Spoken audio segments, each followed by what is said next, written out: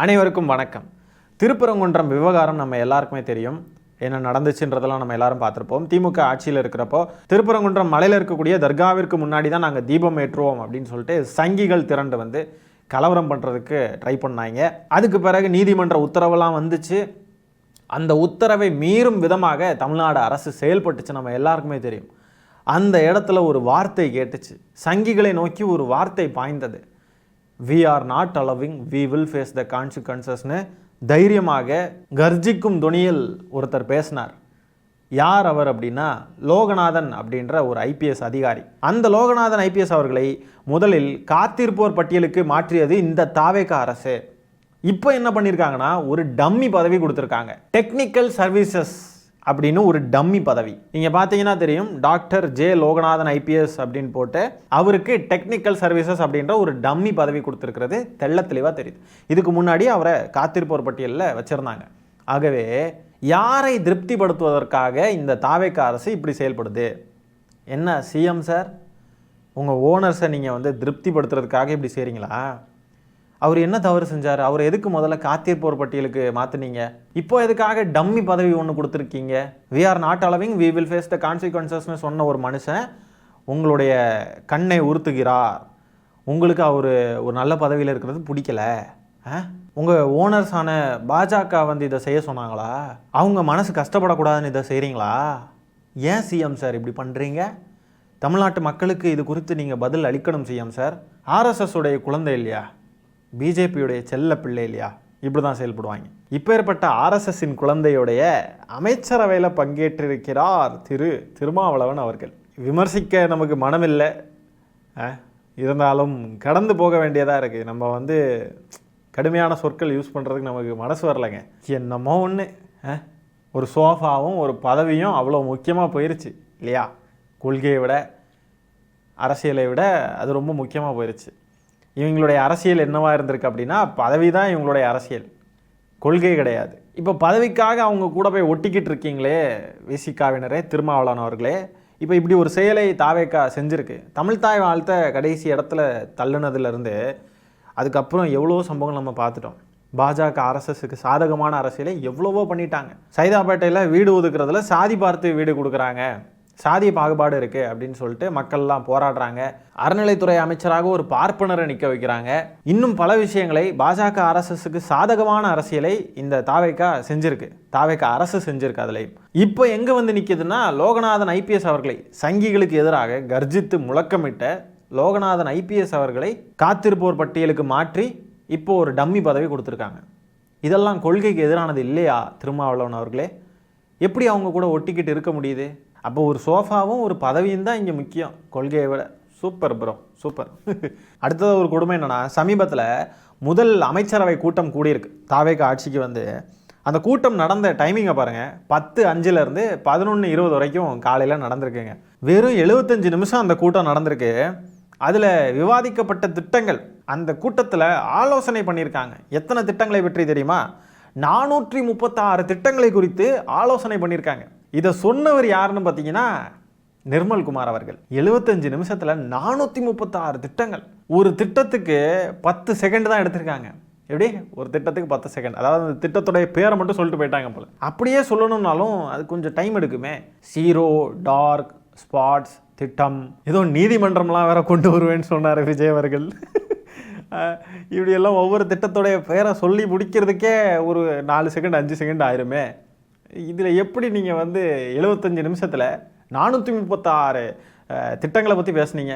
பண்ணுவாங்க, பண்ணக்கூடிய ஆட்கள் தான். ஏன்னா போராட்டம் நடத்துறது 3 நிமிஷம், மாநாடே 20 நிமிஷத்தில் முடிஞ்சிடும். பொதுக்கூட்டம் போட்டாங்கன்னா 10 நிமிஷம், பிரதமரை போய் சந்திச்சுட்டு வந்தாலே 10 நிமிஷம் தான், அதுக்கு மேலெல்லாம் கிடையாது. பண்ணக்கூடிய ஆட்கள் தான் இதையும் பண்ணியிருப்பாங்க. எல்லா திட்டங்களையும் 75 நிமிஷத்தில் பேசியிருப்பாங்க. 436 திட்டங்கள் பார்த்துக்கோங்க தமிழ்நாட்டு மக்களே. அப்பா, ஒரே ஒரு திட்டத்தை டிஸ்கஸ் பண்ணணும் அப்படின்னாலே பல மணி நேரங்கள், ஏன் பல நாட்கள் கூட ஆகும்.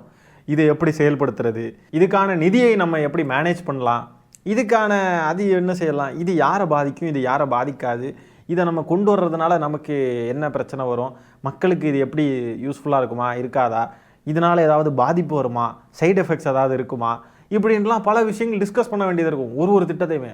ஆனால் 436 திட்டத்தை வெறும் 75 நிமிஷத்தில் பேசியிருக்காங்க. எப்படிங்க? எல்லாருக்கும் மண்டைக்குள்ளே மூளை தான் இருக்கா இல்லை ஏஐ இருக்கா? நீங்கள் ஏஐ கூட போய் ஒரு விஷயத்தை பற்றி நீங்கள் டிஸ்கஸ் பண்ணுறீங்க, அதை கூட விவாதிக்கிறீங்க, அதுக்கிட்ட கேள்வி கேட்குறீங்க, அது பதில் சொல்லுது, நீங்கள் கொஞ்சம் 4 விஷயம் தெரிஞ்சுக்கணும் அப்படின்னாவே அதுக்கே குறிப்பிட்ட டைம் எடுக்குமே. இதில் எப்படி நீங்கள் மனுஷங்க கூட பேசி 436 திட்டங்களை 75 நிமிஷத்தில் பேசி முடிக்க முடியும்?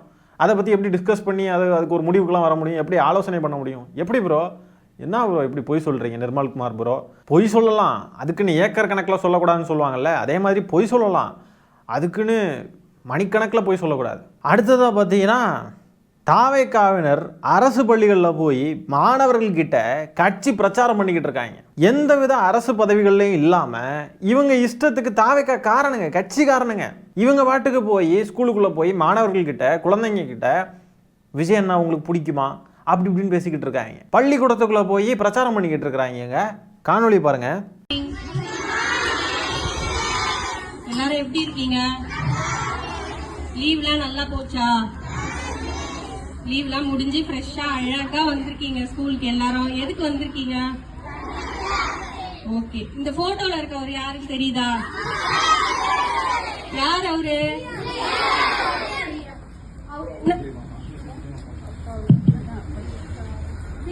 அங்கிள் யாருக்கு ரொம்ப பிடிக்கும்? உங்க எல்லாருக்குமே பிடிக்கும்ல? எவ்வளவு பிடிக்கும்? அங்கிள் என்ன சொல்லி அனுப்புனாருன்னா, ஸ்கூலுக்கு போங்க, சின்ன குழந்தைங்க எல்லாம் வருவாங்க, அவங்க எல்லாம் நல்லா படிக்கணும், ஃபர்ஸ்ட் டே ஸ்கூலுக்கு வர்றதுனால ஏன் சார்பில் அவங்களுக்கு நிறைய கிஃப்ட் கொடுக்கணும் அப்படின்னு சொல்லி சொன்னாரு. ஸோ நீங்க எல்லாம் படிக்கிறதுனால உங்களுக்கு நாங்க ஃபர்ஸ்ட் என்ன கிஃப்ட் கொடுக்குறோம், உங்களுக்கு என்ன தேவையோ அதை செய்யறோம். நோட்டு பென்னு எல்லாமே கொடுக்குறோம். ஒரு நோட்டு பென்னுல எழுதும் போதெல்லாம் நீங்க யார மைண்ட்ல வச்சுன்னு படிக்க பாருங்களேன். ஓப்பனாவே பிரச்சாரம் பண்றாங்க. பள்ளி கல்வித்துறை இதுக்கெல்லாம் அனுமதி கொடுத்துச்சா? இப்படி கட்சிக்காரங்கள்லாம் ஈஸியாக உள்ளே போய் கட்சி துண்டையும் போட்டுட்டு குழந்தைங்க கிட்ட ஒவ்வொரு நோட்லையும் நீங்கள் பேனா வச்சு எழுதுகிறப்போ நீங்கள் எங்கள் கட்சி தலைவரை நீங்கள் மனசில் வச்சுட்டு தான் எழுதணும் அப்படின்னு சொல்லிட்டு எல்லாரும் சொல்லிடலாமா? அதுக்கு பள்ளி கல்வித்துறை அனுமதிக்குமா? எப்படி தாவேக்காரங்க மட்டும் இதை பண்ண முடியும்?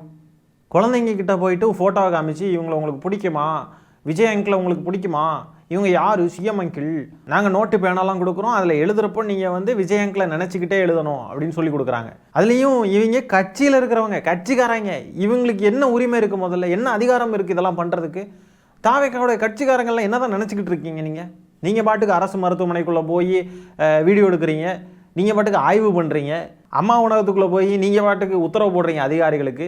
முதல்ல உங்களுக்கு என்ன அதிகாரம் இருக்குது? எந்த தைரியத்தில் இதெல்லாம் பண்ணுறீங்க? இப்போ என்னென்னா ஸ்கூலுக்குள்ளே போய் பிள்ளைங்க கிட்ட இந்த மாதிரி விஜய் அங்கிள் யாருன்னு தெரியும்ல, விஜய் அங்கிள் தான் உங்களுக்கு இதெல்லாம் பண்ணி தராங்க, விஜய் அங்கிளை நினச்சிக்கிட்டே இதெல்லாம் படிங்க, குழந்தைங்க கிட்ட போய் நஞ்சை புகுத்துறாங்க. பார்த்தீங்களா? இப்போவே சின்ன குழந்தைங்க கிட்ட அரசியலை கொண்டு போய் சேர்க்குறாங்க, சின்ன பிள்ளைங்கள பிரெயின் வாஷ் பண்ண பார்க்குறாங்க. இப்படி சின்ன பிள்ளைங்களுடைய மண்டையை கழுவி தான் ஆட்சியே பிடிச்சிருக்காங்க. சின்ன குழந்தைங்க கிட்ட போய் பேரண்ட்ஸுக்கு ஓட்டு போடுங்க, ஒரு மிட்டாய் வேணும்னா எப்படி அடம் பிடிப்பீங்களோ அந்த மாதிரி அடம் பிடிச்சி ஓட்டு போட சொல்லுங்கன்னு சொல்லிட்டு இப்படி கேவலமான பிரச்சாரத்தை முன்னெடுத்து தான் இன்றைக்கி ஆட்சியவே பிடிச்சிருக்காங்க. இப்போ பாருங்க, ஆட்சிக்கு வந்துட்டு மீண்டும் அதே வேலையை பார்க்குறாங்க சின்ன குழந்தைங்க கிட்ட போயிட்டு. ஏன்னா இந்த குழந்தைங்களாம் வளர்ந்து வந்து திருப்பி நமக்கு ஓட்டு போடணும் அப்படின்றதுக்காக தான், அந்த வாக்குகளை அறுவடை பண்ணணும்னு கொஞ்சம் கூட வெக்கம் இல்லாமல் குழந்தைங்க கிட்ட போய் பிரச்சாரம் பண்ணிக்கிட்டு இருக்காங்க. அதுவும் ஸ்கூலுக்குள்ளே போய். வெக்கமா இல்லை? என்ன ஆட்சி நடக்குது? அதுவும் கட்சிக்காரனுங்க, ஆட்சி பொறுப்பில் இருக்கிறவங்க கூட கிடையாது, கட்சிக்காரனுங்க.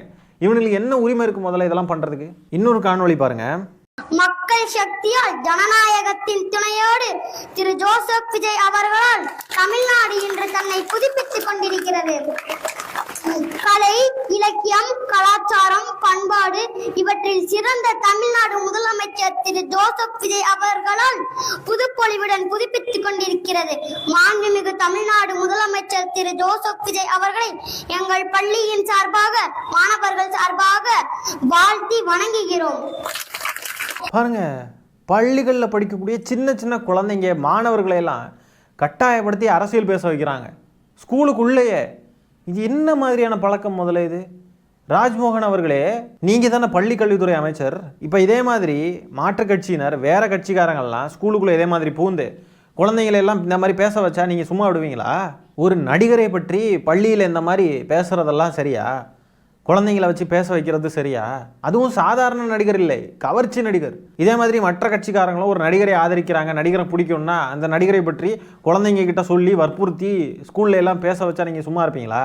இப்படி பள்ளிக்கூடங்களுக்குள்ளே போய் மாணவர்களை அரசியல் பேச வச்சு நஞ்சை விதைக்கும் இந்த தாவேக்காவினர் ஒரு பக்கம் இருக்க, இன்னொரு பக்கம் பார்த்தீங்கன்னா இந்த பல்லவி அப்படின்ற ஒரு எம்எல்ஏ சமீபத்தில் இந்த விளக்கு ஏற்றுற விஷயத்தில் முறுக்கிக்கிட்டு ஓடினாங்க இல்லையா, ஸ்கூலில் விட்டு வெளியில் போய் பேட்டி கொடுத்து ஒப்பாரி வச்சாங்க இல்லையா, அந்த பெண்மணி பார்த்தீங்கன்னா எம்எல்ஏ ஆஃபீஸை ஏதோ அவங்க வாடகைக்கு எடுத்த மண்டபம் மாதிரி நினச்சிக்கிட்டு, ஏதோ அவங்க சொந்த வீடுன்னு நினச்சிக்கிட்டு அவங்க குடும்ப நிகழ்ச்சியெல்லாம் வந்து எம்எல்ஏ ஆஃபீஸில் நடத்திக்கிட்டு இருக்காங்க. இந்த காணொளி பாருங்க. ஹார்ட் ஆஃப் தி சிட்டியில் அமைந்துள்ளது. உங்கள் இல்ல திருமணம், நிச்சயதார்த்தம், வரவேற்பு, மஞ்சள் நீர், ஆபீஸ் கெட் டுகெதர், பிறந்த நாள் விழாக்கள் போன்ற அனைத்து விசேஷங்களுக்கும் ஏற்ற இடம். மக்களை வாழ்த்து வருகை தரும் விருந்தினர்கள் தங்கிட 6 லக்ஸரி ரூம்கள் உள்ளன. 24 மணி நேர ஜெனரேட்டர் வசதி, கார் பார்க்கிங் வசதி என அனைத்து வசதிகளுடன் 10,000 சதுர அடியில் மிக பிரம்மாண்டமாய் உங்கள் எம்எல்ஏ சிஸ்டர் பல்லவி அவர்களே, இந்த அடுத்த 5 வருஷத்துக்கு கல்யாணம், காது குத்து இதுக்கெல்லாம் அந்த ஆஃபீஸ் அவைலபிளாக இருக்குமா? பொதுமக்களும் யூஸ் பண்ணிக்கலாமா? எப்படி இதே மாதிரி எல்லாருக்குமே அந்த ஆக்சஸ் இருக்கா? எப்படி அது என்ன உங்கள் வீடா, இல்லை நீங்கள் வாடகைக்கு எடுத்த மண்டபமா, இல்லை உங்கள் சொந்த இடமா? அது என்ன குடும்ப நிகழ்ச்சிகள் நடத்துறதுக்கான இடமா? உங்கள் கட்சியினர் உங்கள் உறவினர்கள் எல்லாரையும் கூட்டி அங்கே வச்சு உங்கள் குடும்ப நிகழ்ச்சிகளை எல்லாம் நடத்தி கொண்டாடிக்கிட்டு இருக்கீங்க. இப்படி குடும்ப நிகழ்ச்சிகளை எம்எல்ஏ ஆஃபீஸில் வச்சு கொண்டாடிக்கிட்டு இருக்காங்க பாருங்க. இவங்களுக்கு புரோட்டோக்கால்லாம் எப்படி தெரிஞ்சிருக்கும்? யோசிச்சு பாருங்க. அந்த விளக்கேற்ற விவகாரத்தில் புரோட்டோக்கால் தெரியல. ஏன்னா அடிப்படையாக எதுவுமே தெரியல. இவங்க கட்சியுடைய தலைமையே என்ன பண்ணுதுன்னா, செக்ரட்டேரியட்டில் அதிமுகலேருந்து ரிசைன் பண்ணிட்டு வரவங்களெல்லாம் செக்ரட்டேரியட்டில் வச்சு கட்சியில் சேர்க்குறாங்க. என்னமோ அவங்க கட்சி ஆஃபீஸ்ன்னு நினச்சிக்கிட்டு. இப்போ இந்த அம்மா என்னென்னா எம்எல்ஏ ஆஃபீஸே என்னமோ இவங்க வீடு, இல்லைனா இவங்களுடைய வாடகைக்கு எடுத்த ஒரு மண்டபம் மாதிரியோ, இல்லைனா இவங்க விலைக்கு வாங்கி வச்ச இடம் மாதிரி இவங்க வந்து எம்எல்ஏ ஆஃபீஸில் இவங்க குடும்ப நிகழ்ச்சிகளே கொண்டாடிக்கிட்டு இருக்காங்க. அதையும் வீடியோ எடுத்து சமூக வலைத்தளங்களில் போட்டு எல்லாம் ரீல்ஸ் மட்டும்தான். ரீல்ஸ் ஆட்சின்னு இதுக்கு தான் சொல்கிறோம். ஆராரோ ஆரீராரோ இப்படின்லாம் பாட்டை போட்டு ரீல்ஸ் போட்டுக்கிட்டு இருக்கிறாங்க. என்னத்த சொல்கிறதுங்க. அது எம்எல்ஏ ஆஃபீஸு, அங்கே என்ன பண்ணணும் என்ன பண்ணக்கூடாது எதுவுமே இல்லாமல் ஒரு சட்டமன்ற உறுப்பினர் அவங்க பாட்டுக்கு இஷ்டத்துக்கு எல்லாம் பண்ணுறாங்க. முதலமைச்சர் என்னென்னா அவருக்கு என்ன பண்ணணும் என்ன பண்ணக்கூடாதுன்னு அவருக்கும் தெரியல. வாயில் நல்லா வந்துடும் அப்படின்றாரு. இவங்க எல்லாம் எப்போ ஆட்சி நிர்வாகத்தையெல்லாம் கற்றுக்கிட்டு என்னைக்கு நல்லாட்சி கொடுத்து என்னைக்கு இங்கே எல்லாம் விடிஞ்சு தள்ளுறது. ஆகவே இந்த காணொலியில் நம்ம பேசியிருக்கிற விஷயங்களை பற்றி நீங்கள் என்ன நினைக்கிறீங்கன்றதை கமெண்ட்ஸில் பதிவு பண்ணுங்கள். இந்த காணொலியை நான் இத்துடன் நிறைவு செய்து கொள்கிறேன். நன்றி, வணக்கம்.